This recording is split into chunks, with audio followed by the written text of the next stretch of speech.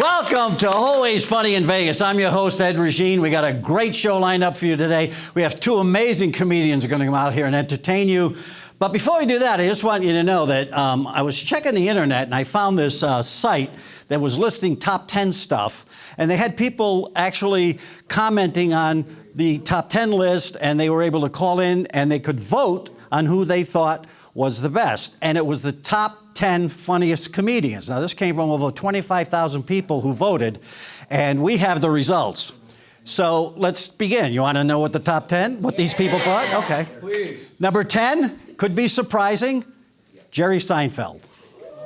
Jerry Seinfeld, number 10. And of all the comedians, I've worked with four of them. Jerry was one of them. Back in 1987 at the place called Joker's Wild in New Haven, Connecticut, I opened for Jerry. I think he made $250 that night, so.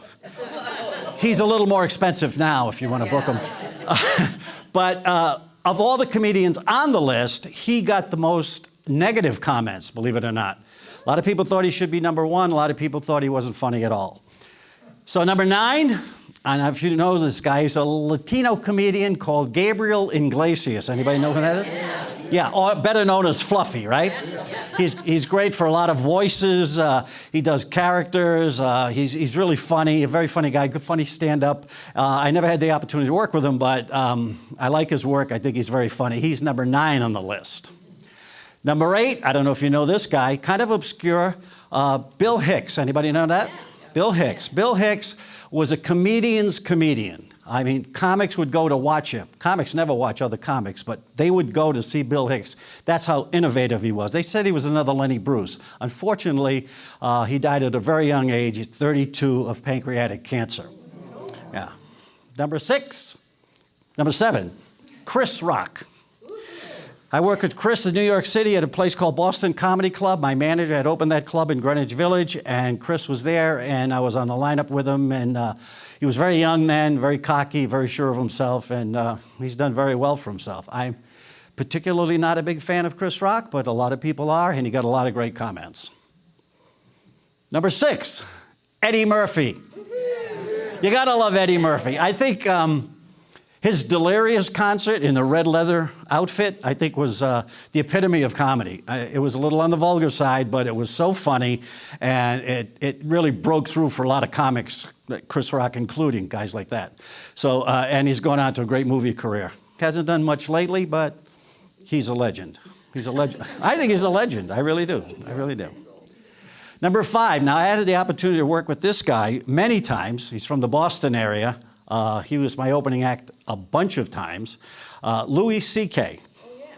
Yeah, Louis C.K.'s number 5. He got in trouble, obviously. I don't know if you know the story. He was making these lewd and lascivious phone calls to people, and it almost cost him his career. He's on comeback now. He's trying to make it back, but Louis is a very funny guy, very creative, very innovative, and a good actor as well. So I get to meet him once in a while, hang out with him if I get a chance to get back to Boston. Louis C.K. Number 4, Richard Pryor. What can you say about Richard Pryor? I mean, he was a genius, very funny, had a lot of personal issues that he dealt with, but, you know, his films were funny, his stand-up was incredible, and he's just a legend, and a lot of people think he should have been higher on the list, but this is the way they voted. Number 3, Robin Williams. Yeah, you know, you got to know Robin, right? Yeah. He's great. He was actually trained as an actor, really. Yeah, he did Shakespeare and all that stuff, and then he just switched it into comedy and became this frenetic, wild comedian that you never knew what was going to come out. He was nonstop. He was amazing. He was great, and he influenced so many comedians. And hopefully he's in a better place. Number 2. Had the opportunity to work with this guy in New York. At a very young, he was about 15 years old when I first worked with him several times at the Boston Comedy Club. I worked at him at Comic Strip Live in New York. Dave Chappelle.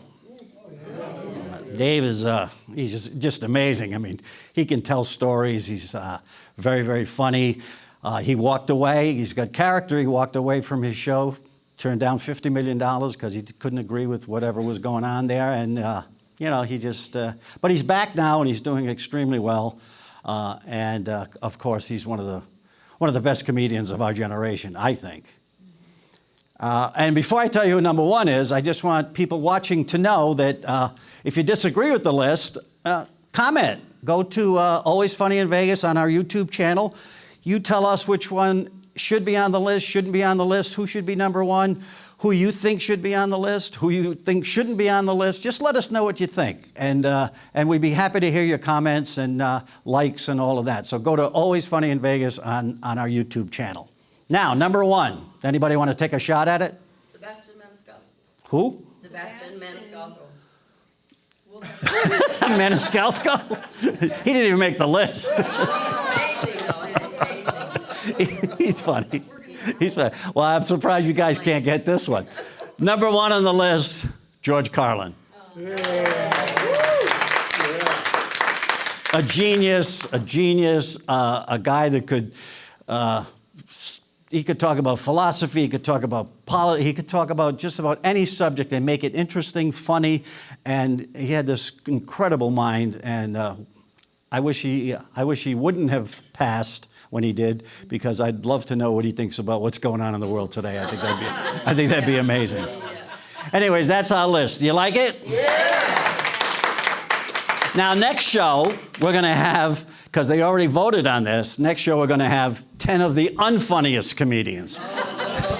And I don't want to maybe I shouldn't say this, but I'm number 9 on that list.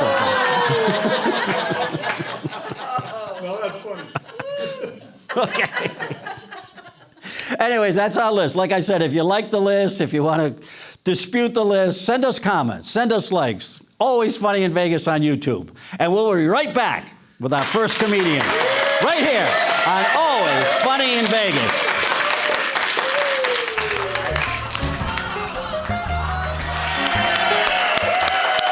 And welcome back to Always Funny in Vegas. It's my pleasure now to introduce our first comedian of the show. This guy is great. I've had the opportunity to work with him many times. He's very funny. You can catch him at Delirious Comedy Club down on Fremont Street at Hennessy's. He's fabulous. We love him. And I asked him if he would do the show, and he said, I'd be happy to. So we're happy he wants to do it, and we're happy that he came here to do it. So ladies and gentlemen, please give him a warm welcome, Mr. Guy Fessenden. Ed Regine, folks. Hi, nice to meet you. Come on. There we go. So I'm watching the Oscars the other week, and they announced that Bob Barker died. The longtime host of The Price is Right. Passed away at 99 years old. But he died as he lived. He got as close to 100 as he could without going over. I tried soy milk today for the first time. What is that, regular milk introducing itself in Spanish? Buenos dias, yo soy milk. Es mi hermana, soy sauce. Same mother, different fathers. Do you realize that strap-on spelled backwards is no parts? I love one-liners. My favorite one-liner is, I accidentally left Adderall in my Ford Fiesta, and it became a Ford Focus. So I'm just getting back to work. I was off stage for a while. I had throat surgery. And at the end of it, I get a letter from my doctor outlining everything that they did in the procedure. And it had emojis in it, because I guess doctors want to think that they're hip and cool, too. So next time that you're in the hospital, you see somebody holding a piece of paper crying, ask them what's going on. Oh, I just got my test results back. I got a thumbs down. Apparently my eggplant's turning purple. My prognosis is dead guy with a halo. But I'm 67, that's the kind of stuff that has to happen. And we're all getting older. I'm reminded I'm getting older every day. Most recently, it's when I realized I am more turned on by The Golden Bachelor than by The Bachelor. Right? I watch The Bachelor, I'm like, oh God, that's somebody's granddaughter. Oh, get that out of your mouth. But I watch The Golden Bachelor, I'm like, whoa, will you look at that fine young woman? What do you think she is, 61, 62?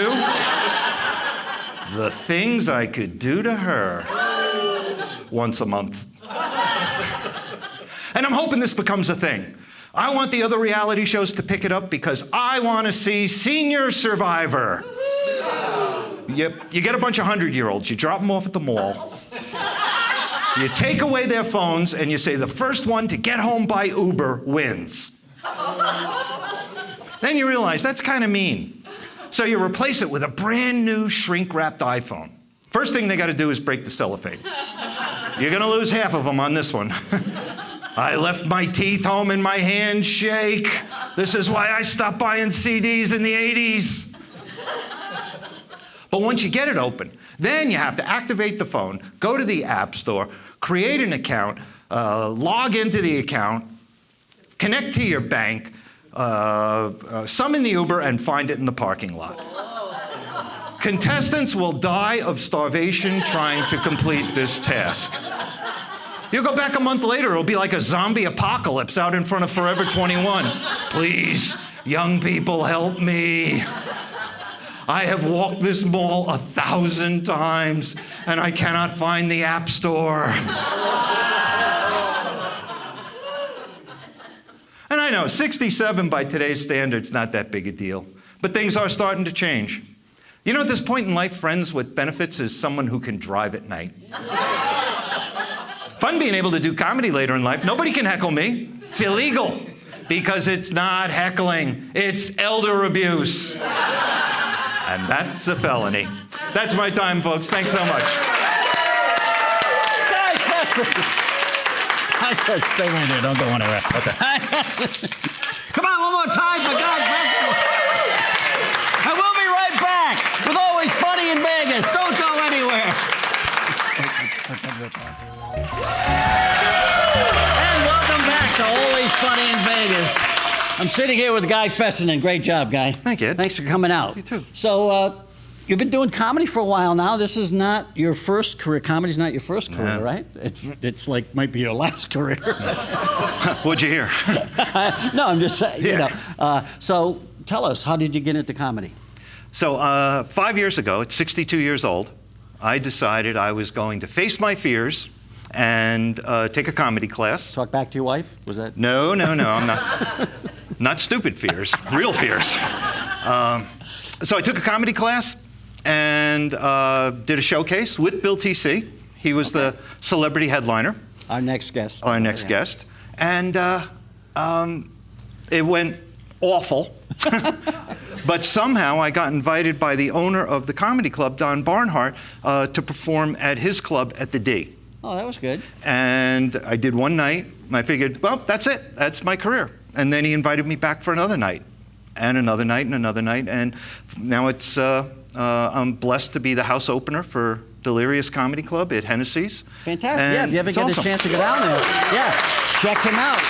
He's the house guy, right? You're Yeah, I'm the man. host. Yeah. So that's, what, 5 years ago? Yeah. So what did you do before then? Oh, you just retired? Did you just retire? And then No, suddenly you come? can't. Well, part of the reason for doing comedy is I wanted to slow down. But you know, when you slow down sometimes, in my case, I was feeling the plaque form on my brain. Okay. Right? So Yeah. I needed to do something else. I needed to do something scary. Okay. Plaque on the brain. I never. Now, there was about a 10-second delay from the audience, many of whom have plaque. Not on the brain. Not on the brain. So you were bored, basically. I need some type of stimulation to keep going. Yeah. And that's what comedy is. And I'm an only child, so I'm standing on a stage with the one light in the place on me and one microphone amplifying only my voice. It's an only child's dream. Look at me, look at me. So basically, you like the attention. Yeah. That's amazing. Yeah. Because some comics are petrified. You know. Oh, I'm petrified. Backstage, they're like, oh man, I got to do this. You know. But I think once you get out there, you tell that first joke, you start going, and then boom, it feels right. My wife and I went and saw Ray Romano a couple weekends ago, and he was doing Q&A with the audience, and there was an open micer who said, you know, what's the timeline for being a good comic? And he said, well, the first 5 years, you are gonna suck. And he was right. I didn't know it would last 40 years with me. But after that, it takes another 5 years, and maybe you're okay in another 5 years, and you can handle any situation out there. You have to learn how to talk different. You have to, shorten all of your sentences. You have to get rid of excess words because you want to get from one joke to the next punchline to keep the audience with you. Right, but I take a little issue with that because Yeah. I don't believe that there is an actual timeline. I think it differs from Sure. the person who's performing. Yeah. Some guys never make it. Some guys never get to a plateau. Other people, ladies, guys, whatever, 2-3 years they're headlining. Yep. So you really know it's really the individual. And it's the amount of opportunity that you get. That's the true, amount of too. stage time Yeah. you get. I was That's fortunate enough to good. start when there was stage time everywhere. I Right. could Was that perform. like 85? Yeah. Yeah. I started it's true. I did. I started in 1985, and I could go to a comedy club every night Yeah. and get on stage. It was great. Yeah. So 62, you started comedy, but what did you do before that? For the past 13 years, including now, I have been the executive director of a not-for-profit organization that helps people who have a severe and persistent mental illness to be able to connect to benefits and housing and jobs. And the system can be really daunting, right, when you have all of your faculties, because it's built that way. It's a bureaucracy. But for people who have some real challenges, it's too much. So my agency sees 3,200 people a month, and we help them to be able to connect, to be able to turn no's into yeses. So you go to Social Security any day, the first answer is no. That had to be rewarding. I mean, you had to have some feeling of reward for doing that. There is, but there's an equal or greater amount of sadness because you help people build, and then suddenly something happens. Yeah. And That's why you wanted to do comedy. that's why I wanted to do comedy. Right? There's Seriously. so much sadness. There's so much sadness. You needed to have people laugh Need or an laugh offset. at people or make people laugh or do something funny, right? Right. To just get rid of that, what you was going through for all those years, Right. working, right? Yeah. Yeah. And now look where you are. Your career's zooming. Look at this. And that's it.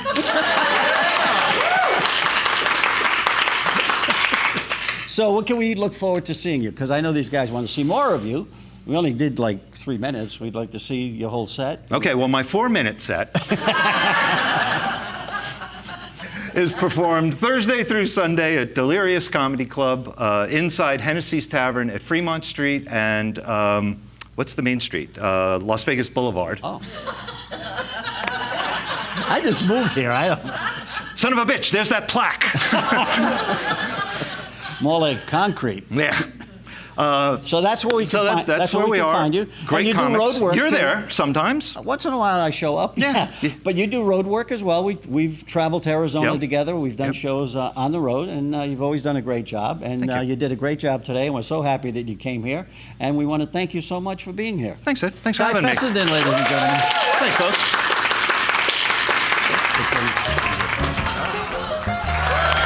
And welcome back to Always Funny in Vegas.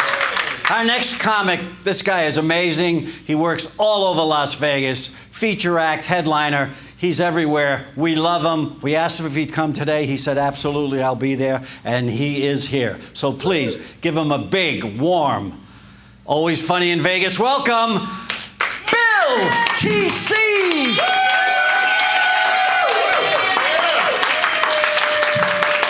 Thank you. Ed Regine, how about it?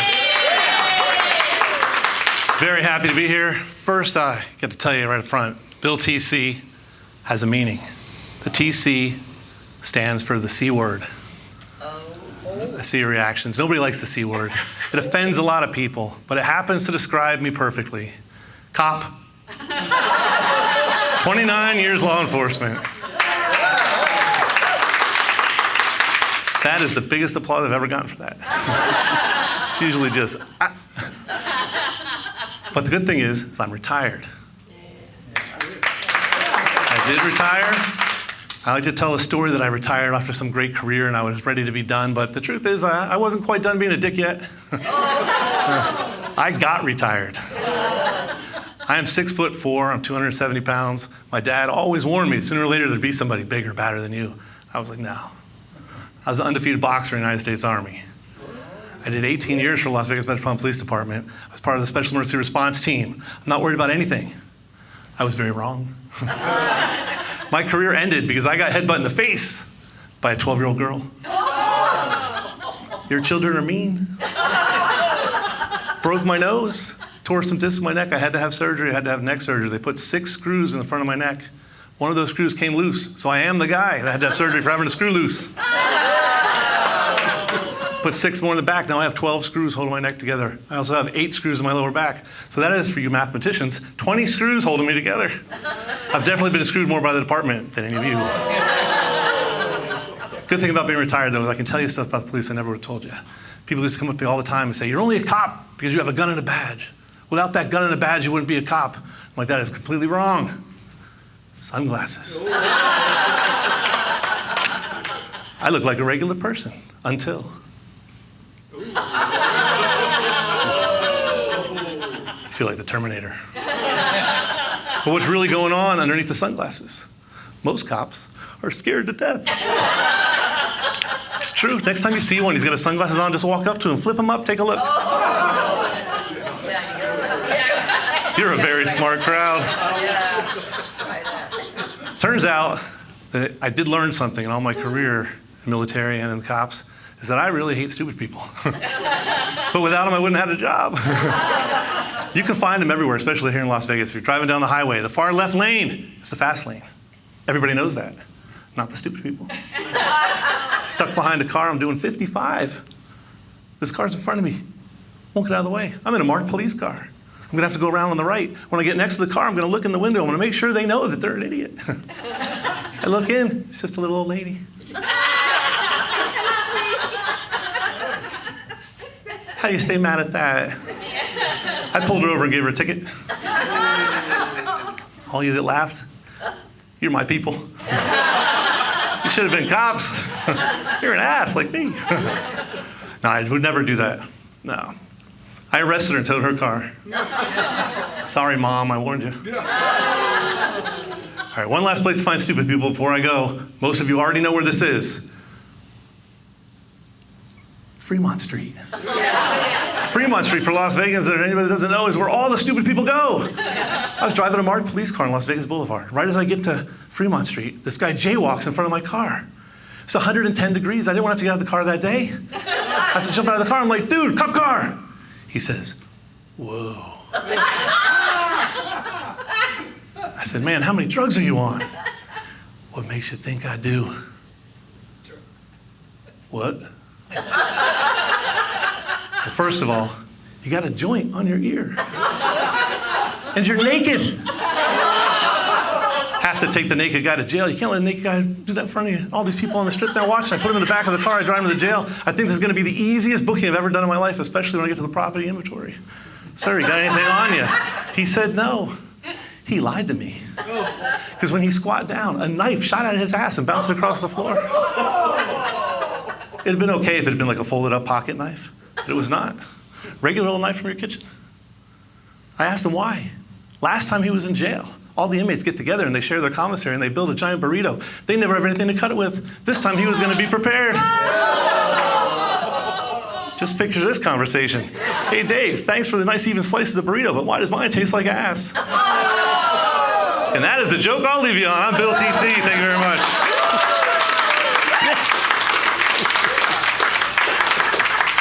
Bill TC, come on. The comedy stylings of Bill TC. Good job, Madison. We'll be right back with Always Funny in Vegas. Don't go anywhere. That's fun. Yeah. And welcome back to Always Funny in Vegas. I'm sitting here with Bill TC. And when I asked him to do the show, I had no idea what TC stands for. Now I think I know. I think I know now. The Cop. That's it. I like it. So how many years were you on the force? 18 and a half in Las Vegas. Wow, 18 and a half. 29 altogether if you add in military, plus I was in New Mexico for a couple of years. Thank you for your service. We appreciate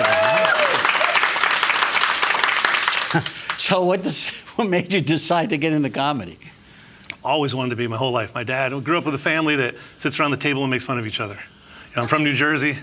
New York, hey, relatives, the guy's from New Jersey. I ain't not gonna like the guy when he's from Jersey. Right, like, could be a mobster or a cop. That's your two choices. I grew up from Jersey. My dad. Sometimes they're both. Yeah. Yeah. My dad did, he was a singer and did stand-up comedy and all that stuff. So okay, that's great. where I always wanted to go. But when I was 18, I joined the Army. And that just took me a whole different career. I was an intelligence analyst. I spied on the Soviet Union. You did? Stationed in Germany. I went to Desert Storm. I had all that stuff. And then Do you have it just kept building into, when you come back from that, law enforcement was the next easy kind of job to go get. So that's the career. And I always kept saying, one day I'm going to do comedy. One day I'm going to tell jokes about Bill, this stuff. You could have went from military to police work to the checker at Costco. That's usually what they do, right? You get that receipt. Wait a minute, ma'am. I don't see peas on here. I used to be able to stop you. I can't anymore. Well, I've lived here 2 years. You're retired, so you never stopped me. That's a good thing. No, but when I finished, that was the thing. I did hurt my neck. I ended up surgery in my neck. It was multiple surgeries I had over the years of working as a police officer. And when the time was like, this is the perfect opportunity. What am I going to do? So I said, you know what? I want to see about being a comic. And I looked up a class, which Guy had mentioned. Don Barnhart had a class. Did you go to the same class as Guy? Before him, several years before him. That's Both why you guys went to ended that up there. class? Okay, we're going to pull his license. Right there too. We're going to pull that guy's license.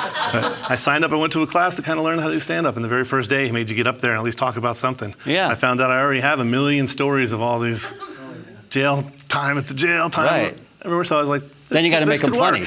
Correct. That's the key, making them funny. And I found out that I'm pretty good at networking. I get along with a lot of people. Oh, that's good. So I've met a lot of people over the years that like to take me with them. I have friends that take me with them when they're opening and they go places. I get to go and travel. I have a friend of mine that's a writer. And wrote a hit sitcom TV show for a while. So I spent 2 years in New York watching a sitcom be made and getting to find out how to do that. So I have all these options now. I'm only 56.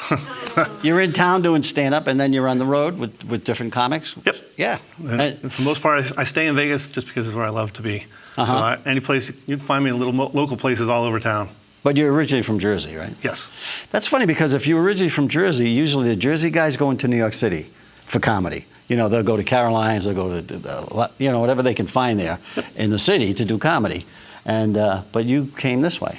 Yep. Which is pretty cool. The TV show I was on for a little while was, the star of the show was Kevin James. Yeah, I know Kevin. It was a little show called, can't remember the name of the damn thing, it's so stupid. It got canceled after 2 years. I got some of that brain thing. Yeah, that brain thing. Guy, he's got the brain thing going. It was Kevin Can Wait was the name of the show. Anybody see it? Oh, Kevin Can Wait. See, that's I saw the... Two people are like, yeah, that's why I got canceled after I watched 2 the whole seasons. show. Yeah. I watched the whole time the show was on the air. Really? Yeah. It took me a day and a half. Yeah. I'm in an episode. I'm in an episode putting a wire on Kevin James. I played an undercover cop. Tough stretch for me. That was my big acting's big. Woo! But I got to do some of the little comedy clubs around there and everything. But that's cool. Las Vegas is where I like to be. Yeah, that's a great town for comedy. So we have Donna Joy in the audience. She's a comic. She came to watch the show. So there's comics everywhere, you know. And it's just wonderful that you can get out there and make people laugh. I think that's so important because the way, right? Thank you. I don't want to get too deep here, but the world we're living in right now, I think we need some comedy. We really do. Well, right? And people don't run when they see me now, so it's good. But if you put the glasses on, it's a whole different ballgame. That's right. So where are these folks going to catch you? Where are they going to find you? Every week I'm someplace different downtown. All the small local little spots. Like Rick's Roll and Smoke has a Wednesday night comedy show every week. I'm there quite often. Right. Place like Bucks. Bucks, you're all there, the small places. Yep. Yeah. So look for him. Bill TC. Bill the Cop. And we want to, And we want to thank him so much for doing this, Bill. We really appreciate it. It's great. Thank you. And we're happy that you guys showed up for the show, and it's time to say goodbye. So until next time, well, come back. Next time it's going to be a great show. We're going to do another list. It's going to be amazing. But right now, Bill TC, Guy Fessenden, thank you so much. Thank you, ladies and gentlemen. You've been a great crowd. Come back and see us. We're all